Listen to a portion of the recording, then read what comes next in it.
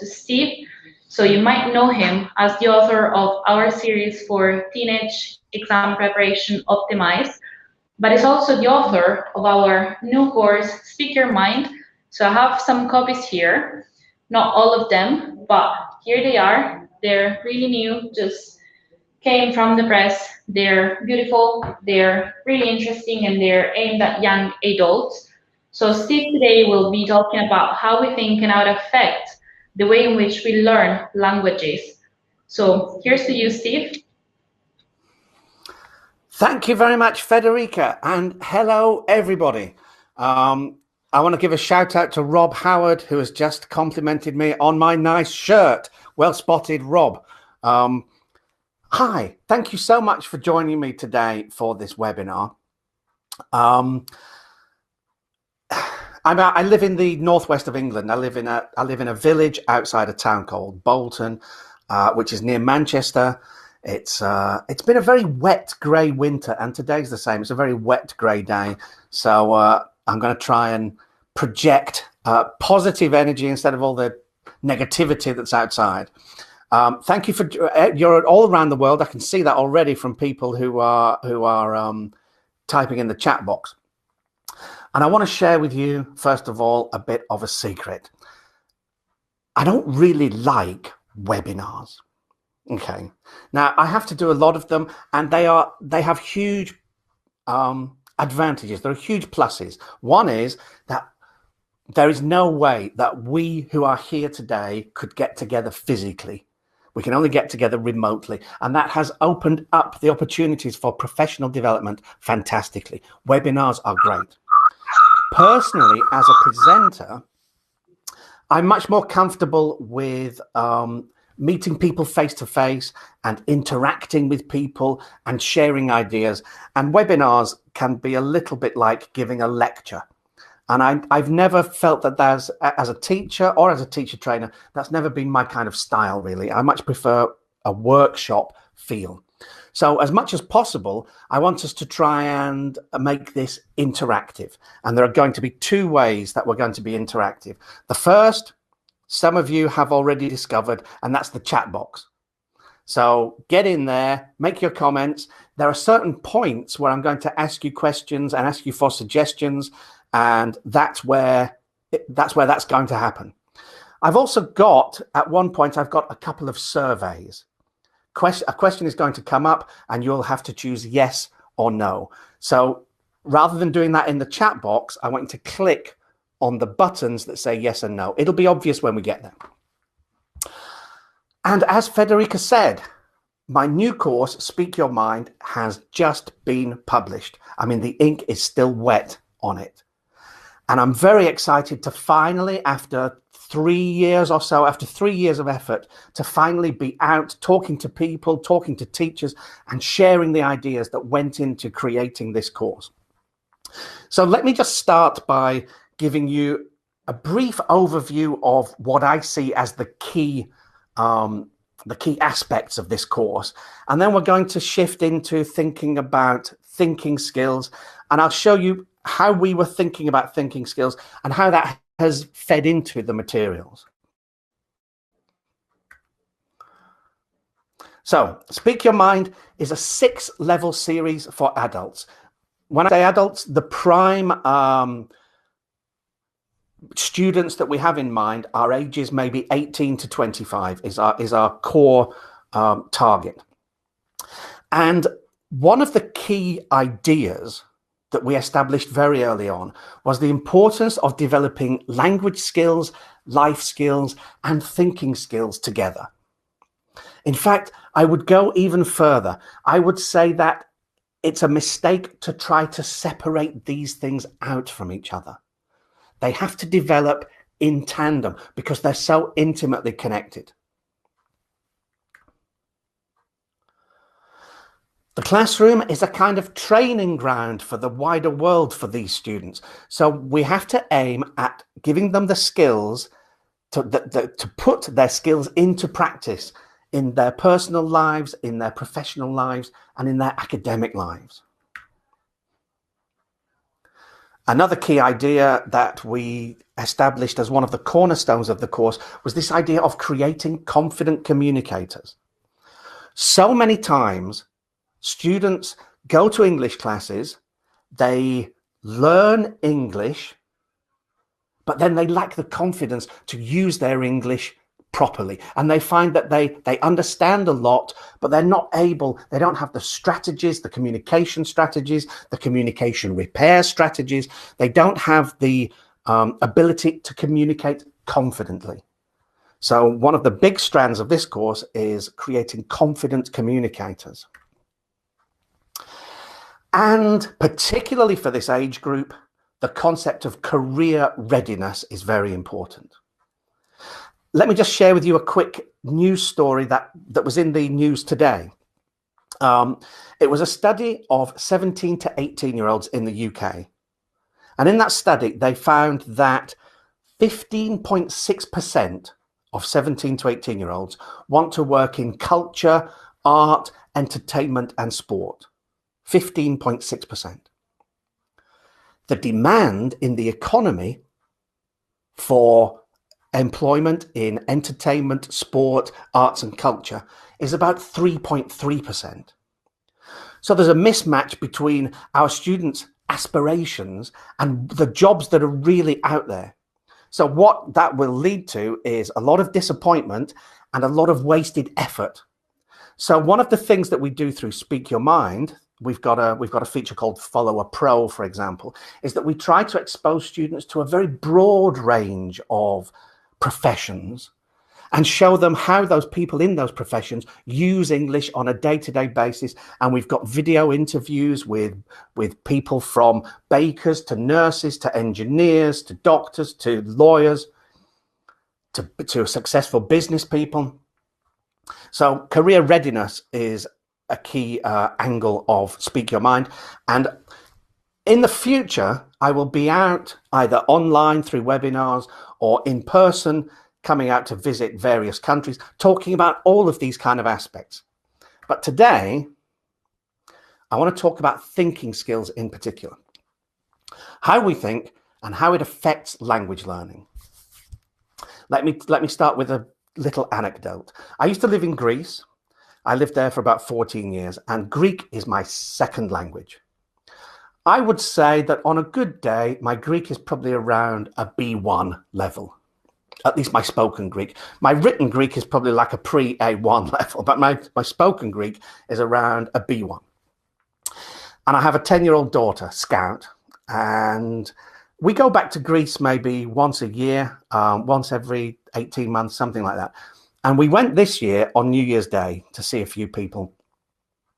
And my daughter is fascinated with the idea that her parents can speak a language that she doesn't know. She's picked up a few phrases and words here and there because she's been so many times. But she's fascinated by the fact that we can speak to taxi drivers and have a whole conversation where she doesn't understand anything. So before we went to Greece, she was testing me out, and she was saying, speak some Greek. And so she said a sentence in English, and I then said it in Greek. And we did that a few times. And she said, okay, now do it without the Greek attitude. And that stuck in my mind because of how you will know, those of you who are, for whom English is your second language, and those of you native speakers of English who speak a second language, a different second language, you will know that when you speak a different language, it's not just a matter of expressing exactly the same ideas and the same thoughts, but in different words. It's also, in some senses, taking on a different identity. There are complicated links between language and thinking, and we don't really fully understand how those links work. You will see many news stories like this. These are, I mean, literally, these are from like the last week I came across these. You come across them very regularly. In this case, this is a story about how speaking a second language protects your brain against mental decline. This was a study of bilingual patients who had MS, multiple sclerosis, and compared to monolingual patients. And those who were bilingual were protected against mental decline better than those who only spoke one language.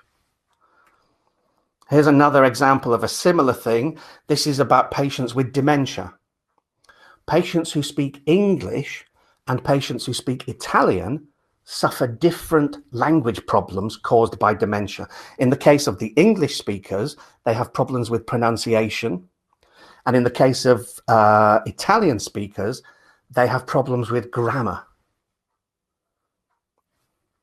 So the links between how we think and how we speak are complex and mysterious. And we're going to explore that together now.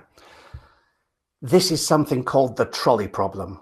You may have heard of it. It's a classic psychological assessment tool, let's say. So in the distance, we've got a trolley coming towards us. I mean, because this test was created by American scientists, they call it the trolley problem. The trolley is really a kind of, I think in the UK, we would call it a tram, I suppose. But let's say a train or a trolley is coming along the track. You are standing next to the lever. Okay. Now, if you do nothing, the train will hit 5 people. Okay. Do nothing, and 5 people will definitely die.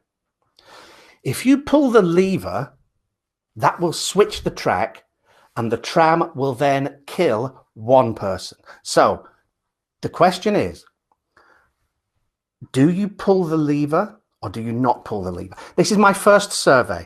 Don't answer this in the chat box. Answer this in my survey, which you should see now. So choose yes or no. Do you pull the lever yes, or do you not pull the lever no? Very good. Okay, the answers are coming in. Somebody says it depends who the person is standing there. Okay, this is not a revenge killing. This is a random member of the public. Okay, so vote in the poll. Yes or no, yes or no. 44% of you have voted. I can see through the chat box, I can see a lot of people saying yes, yes, yes. Okay, fine, but click on the poll as well. When we get up to maybe when about 50 or 60% of you have voted, then I'll share the results with you.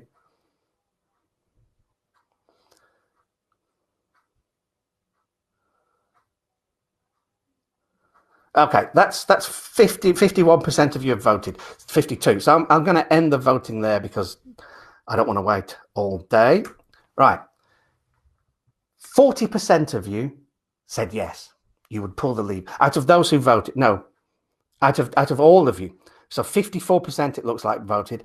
41% said pull the lever, and 13% said don't pull the lever. Okay. Let's change it slightly. If I go back to my presentation, again, you're offered a choice, but it's a slightly different choice this time. The trolley is coming down the track and there are 5 people standing on the track. You are standing on the bridge over the track next to a very large man.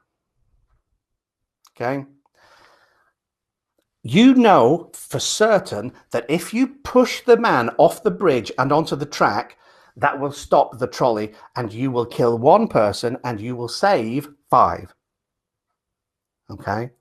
So let's do the survey again. The question is this time is, do you push the man or do you not push the man? Choose yes to push the man, choose no to do nothing, and 5 people die.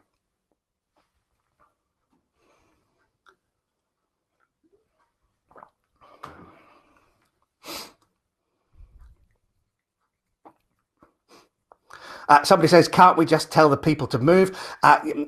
They're too far away. They can't hear you. No, the train's definitely moving. I'll tell you, get together a few hundred teachers on this kind of question, and they're always looking for ways of getting around it, ways to escape the logic of it. All right, that's 52%. 52% of you have voted. Okay, I'm gonna end the voting there. This time, It's almost exactly the opposite. 15% of you said yes, you would push the fat man, and 37% of you said no, you wouldn't push the fat man.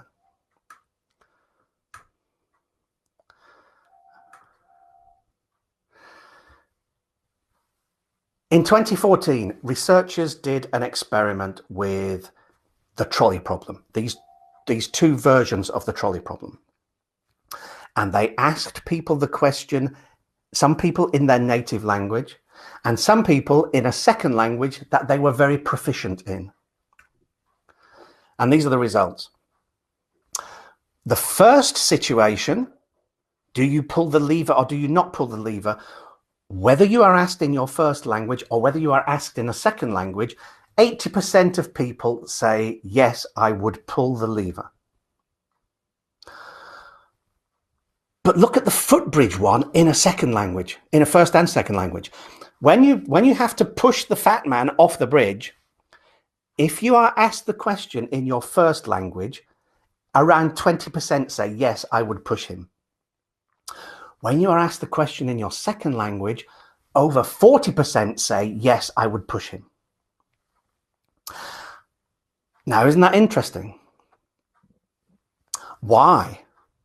Well, the researchers in this case theorized that what is the difference between scenario 1 and scenario 2? In both cases, you are killing one person so that 5 survive.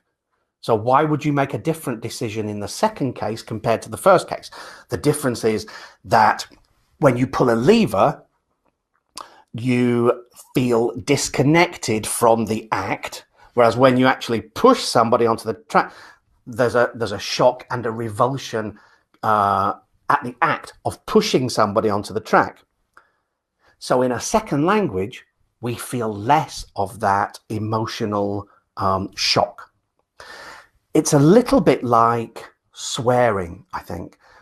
Most of you, probably all of you, know some swear words in English. Or if English is your first language, you probably know how to swear in a second language. I know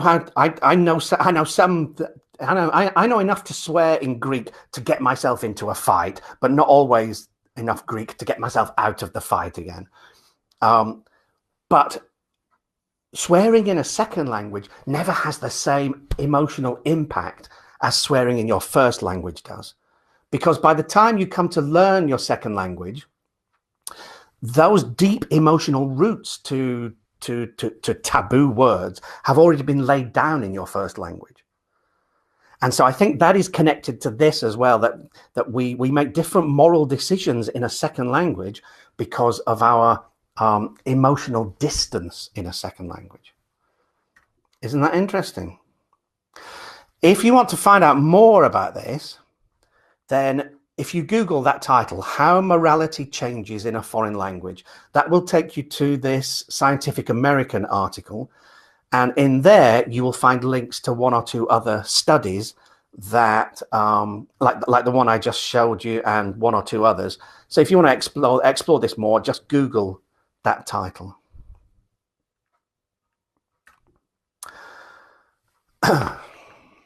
What do we do when we think? Well, think is like one of those things that we never really do. You never just think. What you do is you infer, you explain, you apply, you compare. There is a whole field of action verbs describing what we do when we think. We never just think in isolation. We're always enacting one of these types of thinking. We're always classifying, or we're symbolizing, or we're generalizing. So when it comes to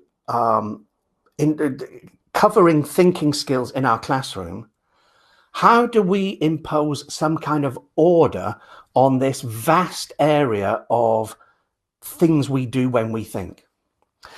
With Speak Your Mind, we took 2 key reference points, and I want to just outline those key reference points to you now, and then we'll look at how we implemented them in Speak Your Mind. One approach to thinking about thinking is to consider that we live in the information age. We are bombarded by information. We have to cope with information constantly in a way that in a more intense way than any generation in the past. These are not necessarily exact figures that I'm talking about now, but they should give you some sense of the scale of what I'm talking about. Let's have a few guesses in the chat box. Number one, there are how much data online, and it's a figure in gigabytes. How much data, how much information in gigabytes is online? People are saying plenty, a lot. Okay, so something more specific, billions, tons, trillions. Somebody says too much. Okay, well, that's a matter of opinion. Okay, trillions by now. All right. According to the best estimate that I could find, there are 40 trillion gigabytes of data online. Suppose you wanted to download that. Suppose we stopped now and didn't add any more, and you wanted to download those 40 trillion gigabytes of data. How long would it take you?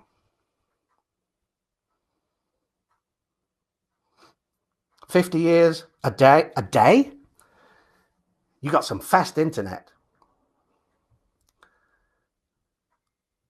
A life?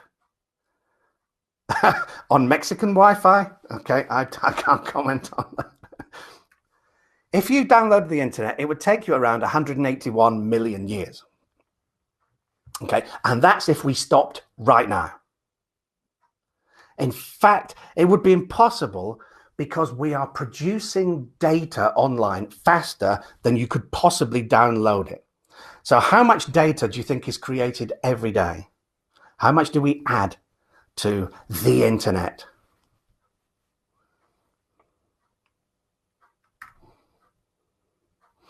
Around 2.5 billion gigabytes are added every day. So if you started to download the internet, you couldn't possibly keep up with the rate at which data is being created. And more than any other generation of the past, you are exposed to that information from all kinds of directions. Roughly, the estimate I've seen is that every one of us sees or hears around 34 gigabytes of data a day. Okay. Now, it's impossible for us to pay attention to that kind of data. It's impossible for us to critically analyze that amount of data. The ability to cope with that data and to use that data, these are fundamental skills that all of us need to develop. So if we consider this idea of information, that's one way of organizing thinking skills. There's a guy called Spencer Kagan. He was at the University of California. I think he's in his mid-70s now, I think. He's best known for something called Kagan Structures, which are very interesting. If you come across these, I would recommend looking into them in more detail. Kagan Structures are ways of organizing student interaction. So, for example, if you just put students together and say, I want you four to work in a group, and then I want you to report back to the class what you decide, then that's fine. But what you find is that not all students work in the same way. It's a bit unfocused. And so Kagan Structures are specific ways of managing student interaction in group and pair situations. And he has also come up with his own system for organizing thinking skills based on information. So, for example, the first level is understanding information. This involves recalling, summarizing, symbolizing, categorizing, and role-taking. The second level is to use that information or to manipulate that information. This involves analyzing, applying, inducing, deducing, and problem solving. And the third level is to generate information, being creative. This is about brainstorming, synthesizing, bringing two sources together to create a third, predicting, evaluating, questioning. So one way into this area of thinking skills is to think about how it relates to understanding, manipulating, and generating information. That's one of the tools that we used when putting together Speak Your Mind. The other tool we used, some of you may be familiar with it. I see that in the chat box, I think one or two people mentioned it already. Bloom's taxonomy. Benjamin Bloom was an educator in America in the 40s and 50s, and I think it was 1953. He was the chair of a commission that published an analysis of thinking skills called Bloom's taxonomy, and then that was revised in 2001. So we're going to be talking about Bloom's revised taxonomy. A lot of it is similar to the existing taxonomy, but there are one or two key changes. And it's seen as a pyramid where each level builds on the thinking skills at the level below, at the levels below. Okay, so I'm going to show you a rough definition. I'm going to show you the pyramid with a key word missing. I want you to tell me what that key word is. Okay, so this is about recalling facts and basic concepts, defining, listing, memorizing. What word do you think is missing from that level of the taxonomy?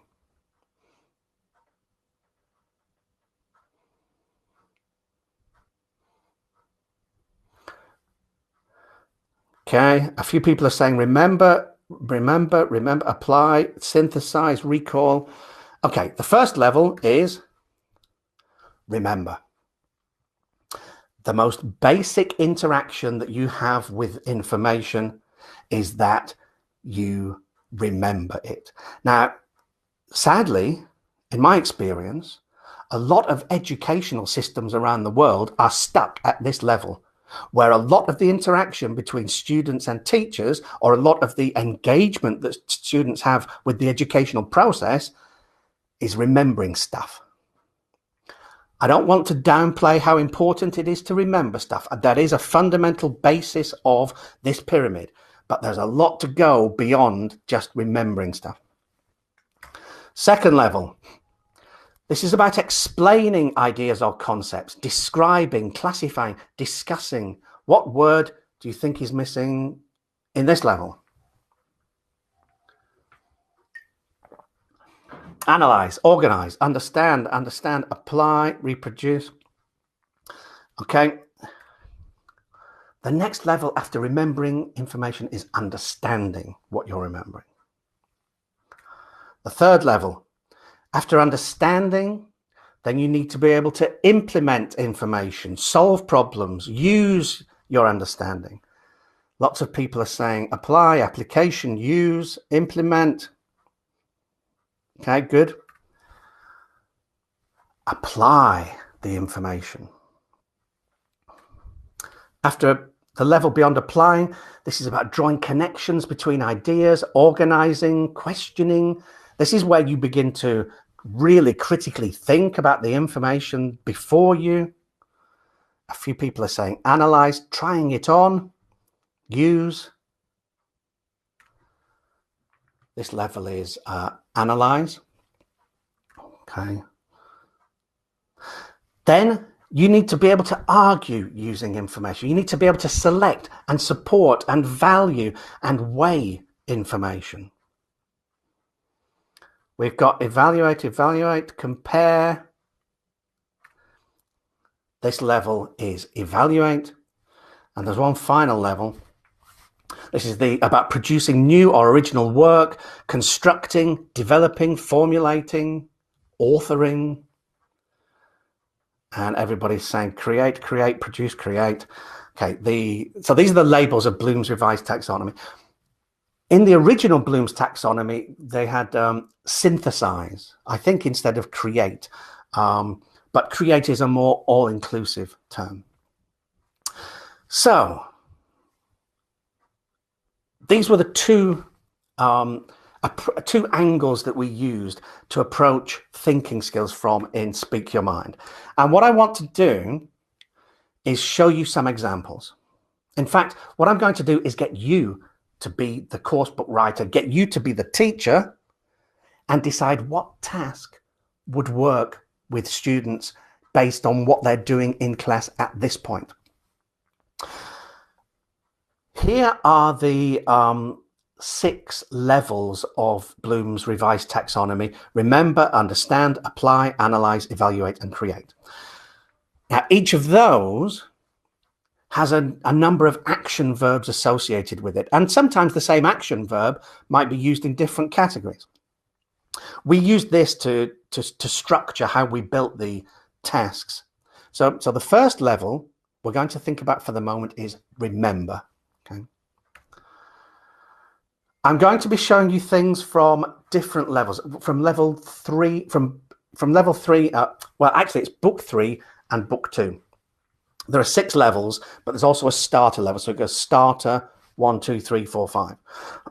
So this is from book 3, which in the CEF is at a B1 level. The units are structured in the same way. There's an opener, which we use to activate students' pre-existing knowledge. And then the unit is divided into 3 lessons, each of which takes a different angle on the overall topic. In this case, animals. So here, what I'm going to do with my students to get into the lesson, this is a good example of how the openers work actually. What do you already know? I want to activate their existing knowledge. Think about the animals you know and their characteristics. Write the names of the animals. So domestic animals, they might write cat, dog, etc. And characteristics, they might write loyal, cuddly, furry. Wild animals and their characteristics: lion, fierce, dangerous. Okay, so that's set the foundation for the lesson.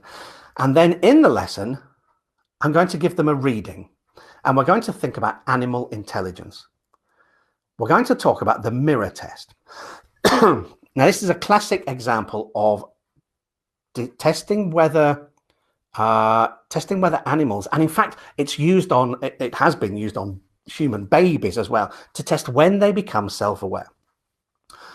At least when do they become aware that the reflection in a mirror is themselves and not another animal. So what you do is you take the animal and you anesthetize it, and you put something like a dot of paint on its forehead, on its ear, somewhere like that, where the animal can't see it except in a mirror. So then the animal wakes up and is presented with a mirror, and so the animal sees its reflection.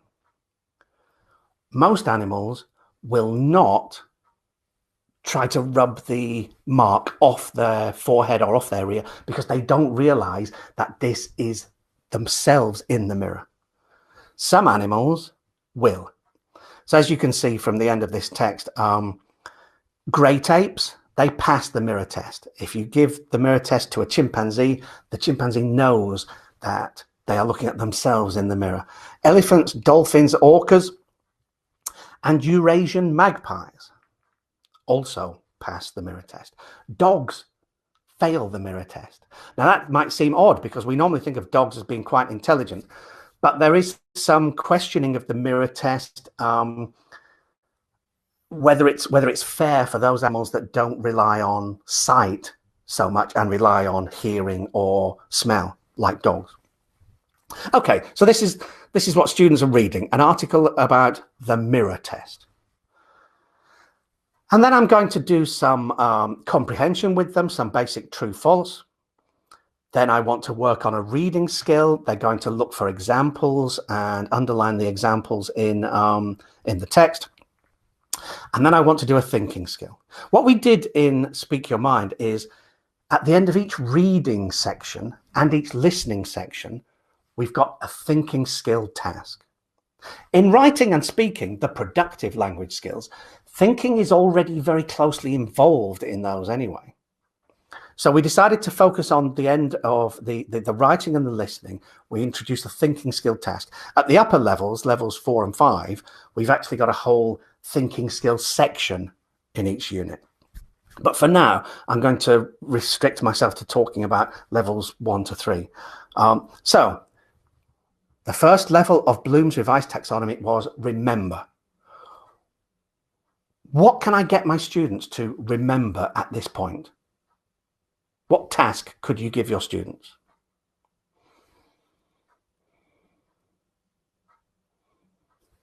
A brainstorming. What are you going to ask them to brainstorm, though? Retell what? If we want them to remember, then they should be telling us something about what they've just read. So, for example, I want them to recall, without reading the text again, tell me how the mirror test works. So that's a basic level of remembering what you've just read. I've just explained to you what the mirror test is. You should all be able to now tell me in your own words how the mirror test works. Okay. So that's a good example of how we work on the remember level of Bloom's revised taxonomy. Another good suggestion there from Olga: name the animals that have passed the test. Yes, without looking, can you tell me which animals passed the test from the article you've just read? Understand. Okay, this is about demonstrating understanding of facts and ideas by organizing, comparing, interpreting, etc. Now, I'm jumping down now to book 2. Book 2 is at A2 on the Common European Framework, and this is a unit all about celebrations, holidays, and it's called Party. Again, I'm going to use the opener to activate my students' knowledge. I want them to think about occasions that they celebrate. Can they name some celebrations in their own country? Can they name some international celebrations?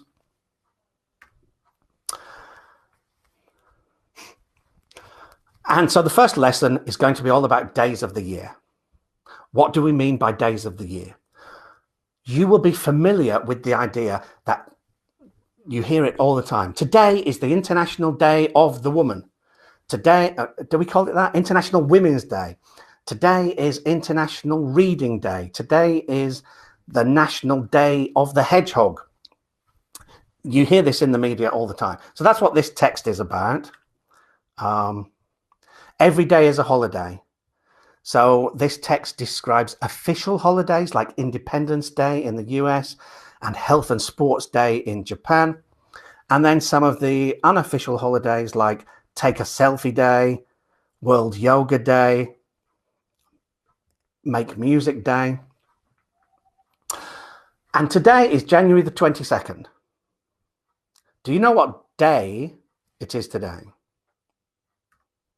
Well, if you go to the website daysoftheyear.com, okay, this is not necessarily completely official, but in fact, I think on Days of the Year, they list official ones and unofficial ones. So today, somebody's mentioned Grandpa's Day. Yes, is that, where are you? In Poland, I think that is Grandpa's Day, okay? We don't have that in the UK. I don't know why. We have Mother's Day, we have Father's Day. Why don't we have Grandpa's Day? Sounds like a great idea to me. Today is actually Hot Sauce Day. Okay. If you like hot sauce, then today's the day to celebrate that. It's also Celebration of Life Day, apparently. So whatever it is that makes you happy, do it today to celebrate your life. And somebody has said that it's Transparent Day in Poland. Transparent. Maybe you mean Grandpa's Day. Okay, and it's also Answer Your Cat's Questions Day. Do you have a cat? Is your cat curious? If it is, then today is the day to answer your cat's questions. Okay, everybody's saying, don't forget though, that curiosity killed the cat. So you might want your cat to be careful about that. All right, so imagine that this is what's happening in the classroom. Your students have and this should be quite a lively, fun kind of thing. Your students have thought about this idea of holidays, the day of the, and now in the thinking skill, I want them to do a compare, because that was one of the understanding action verbs. What are we going to get them to compare?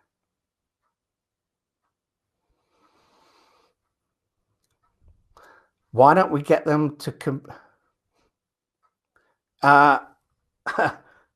is that Darina? Darina says that her cat is listening along with her. Okay, well, if the cat has any questions, then maybe the cat can save them until the end, and I'll do my best to answer them, since it is International Answer Your Cat's Questions Day. What can we get them to compare? Why don't we get them to compare their own country with other countries? So, for example, what holidays are celebrated in your country, but not in other countries? So a good answer for people in Poland might be Grandpa's Day. Maybe other countries celebrate that, I'm not sure, but we don't celebrate it in the UK, I know that.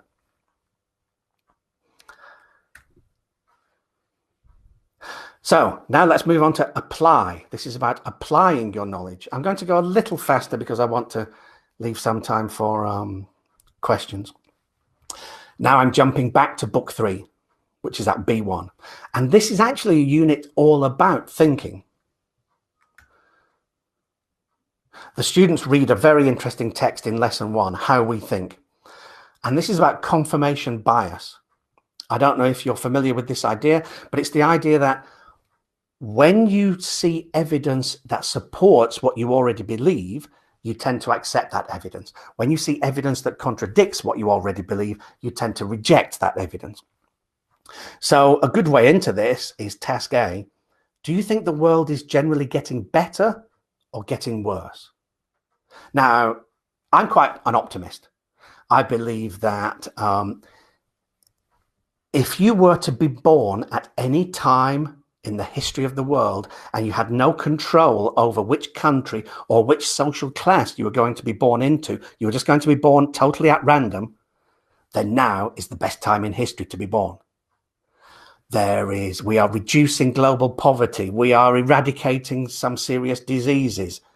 However, if you think that we are on the cusp of, if what you see when you look at the world is environmental collapse, violent crime, economic stagnation in the West, then probably you pay attention to evidence that reinforces that, while we are all guilty of confirmation bias. Okay, so students read about confirmation bias, then I've now jumped forward in the same unit to students doing a listening about creative thinking. And for apply, we're going to give them a creative thinking task. And we're going to do this together now. So they listen to somebody talking about creative thinking. And then in D, I give them a thinking skill. Record as many different ways to use a paperclip as you can. I'm going to give my students 3 minutes. I'm going to give you about 1 minute to do this in the chat box. How many ways can you think of to use a paperclip? Go now. I'll share some. As earrings, scratch your head, make a bracelet, as a bookmark, as a weapon, a keychain. I can't. These are going past very fast. I'll try and read as much as I can. As a key. As a pacifier for a baby, you mean? I'm not sure exactly how that would work, but okay. There are no bad ideas. To hold your curtains together, okay. To clean your nose, okay. Maybe that's enough of that. All right. Okay, very good. To clean your teeth. Okay, so this is a classic creative thinking skill. This is about applying. Analyzing. Let's think about analyzing. Okay, this is an interesting thing. I've jumped back to book 3 now. Stories of survival. Julianne Kirpke, I don't know exactly how to pronounce her surname, but when she was a teenager, she was in a plane. The plane she was in was over Peru and was hit by lightning and fell apart. And she fell 2 miles to the ground and survived. So students listen to her story, which is very interesting. And then the thinking skill, which is an analyze skill, when listening to the story, they have heard that she followed a stream. So the question is, listen again and explain why you think she followed a stream. Okay. I'm not going to give you the answer. I'm going to leave it hanging there. Buy the book, use it with your students, and you will learn the answer. Okay, let's jump on to evaluating. This again is from another unit in book 3. This unit is all about talent. And this listening is about how to succeed in the music industry. So they listen to a music industry expert and they take notes on what that person says it takes to make it in the music industry. And then in task D, I give them an evaluate task. How do people measure success in your country? Rank the top 3 things that you think make a person successful. So this is very much an evaluate. They are judging, they are using criteria to prioritize, very much an evaluation task. Finally, creating. How do we get our students to use their creating thinking skills in the classroom? Do you know what a bucket list is? You probably do. It's a list of things that you want to achieve before you die. Do you know why it's called a bucket list?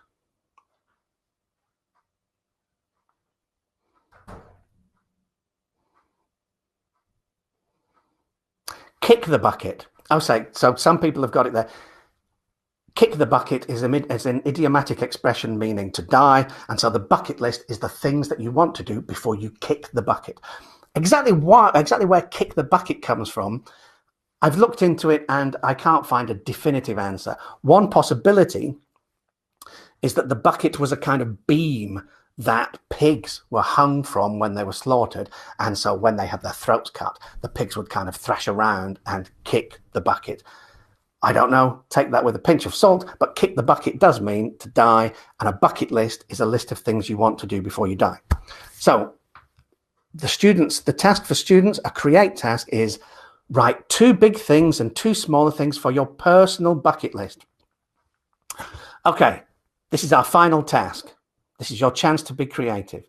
Think about your own bucket list. Think about one thing on your bucket list that you can share with everybody and write it in the chat box. Let's see what people's ambitions are. Finish an ultra marathon. Live. Okay, good luck with that.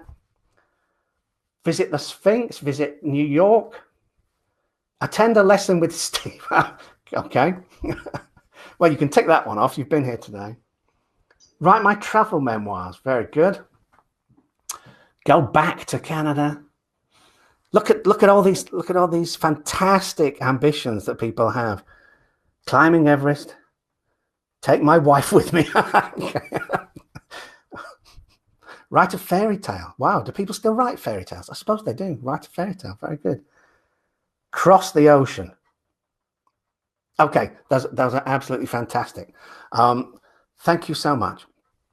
I hope that's given you a little bit of an idea of some of the thinking that went into Speak Your Mind when we were working on it. And thank you so much for joining me today. Don't disappear, because I think Mike's going to come back in, or Federica's going to come back in and say a few words. But if you stick around, then you get to rate this webinar, and that kind of feedback is always very useful for me to know what's gone well and what I need to improve on. So if you don't mind giving feedback, then stick around. But I think I'm going to hand back to it. It looks like Federica is in the studio. Hi, Steve, can you hear me? Yes, I can, yeah. That's great. That's brilliant. So thank you so much for a really, really informative and great session. It's always really interesting to see how people respond to that lever and then big man of a bridge question. I just love that. And I keep replying to the poll, but yeah, so that was me as well. So thank you so much for attending to everyone. We know you're really busy and it's every single hour of the day where you are. So thank you so much.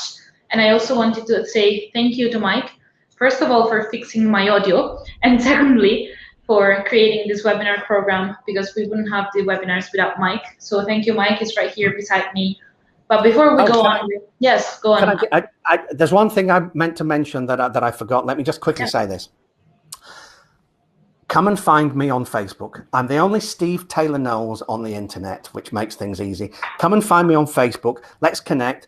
And if you've got questions, or especially if you start to use Speak Your Mind, and you've got questions about how it works or how to handle various tasks, then you can always contact me through Facebook. So come and find me, Steve Taylor Knowles, and we'll connect.